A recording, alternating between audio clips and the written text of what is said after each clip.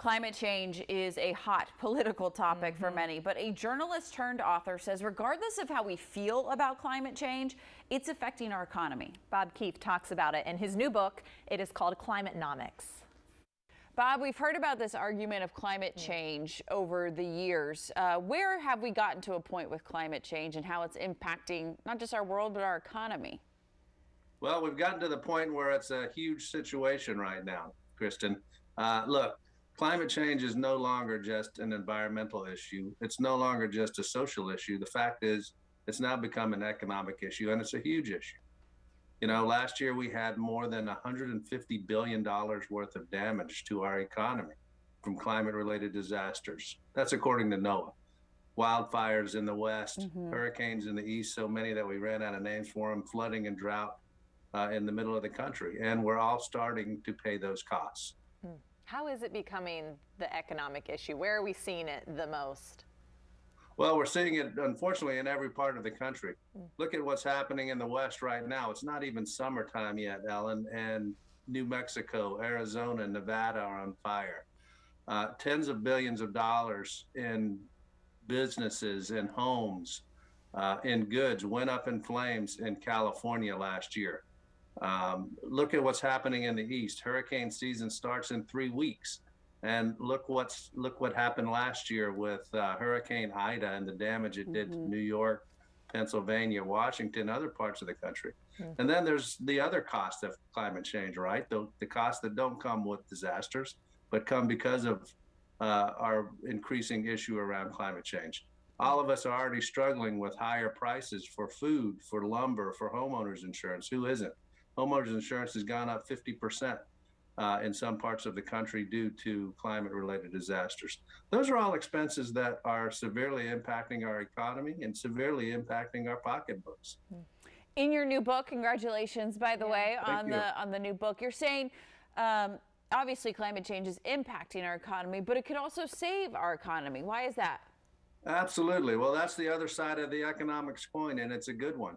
You know, the good news is we can do something about this. We can do it beginning in Washington, D.C. with the right policies. But what we know is that investing in climate action, investing in clean energy is proven to create jobs, to drive economic growth, and to speed up investments that are making our country more secure, for instance. Right now, there are about 3 million people that work in clean energy in the United States of America. That's more people than there are school teachers in America. That's more people than there are bankers. That's more people than there are real estate brokers. And by the way, it's about twice as many people that work in the fossil fuel industry. With the right policies, with the right investments, we can create a lot more of those jobs. Building electric vehicles, installing solar and wind, and making our homes, our offices, our schools more energy efficient. That's going to save us money with every monthly electric bill. Well, I know that you've been part of this on the international scale. You've been around the world talking about it. Where does the U.S. fall, maybe, when we compare ourselves to other countries, or how progressive we are on this when it comes to climate change? Well, unfortunately, where we fall is we fall down. We're behind a lot of the rest of the world when it comes to climate action. We're behind the rest of the world, China, Europe, other parts of the globe in investing in clean energy. And unfortunately, we need to catch up with that.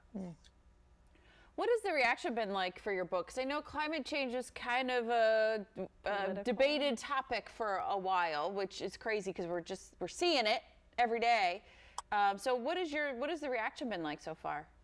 Well, you're right. And the thing is this, and the whole point of the book is, look, climate change is not a political issue. It shouldn't be. Creating jobs, driving economic growth through investments in clean energy, that's not a political issue. It shouldn't be a divisive issue.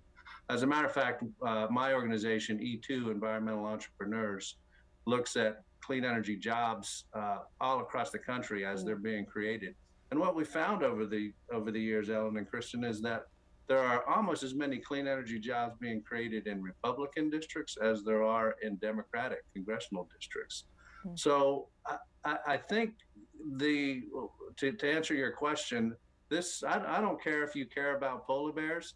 I care about polar bears. I don't care if you care about icebergs or even if you believe in science. The fact is, climate change is killing our economy. We got to do something about it. Well, your book is definitely an interesting look on that. So much more is in there, so people have to check it out. Bob, thank you for joining us today. We're pointing Thank to you it because so we have it much. here. Yeah, we do have it right here. I appreciate it.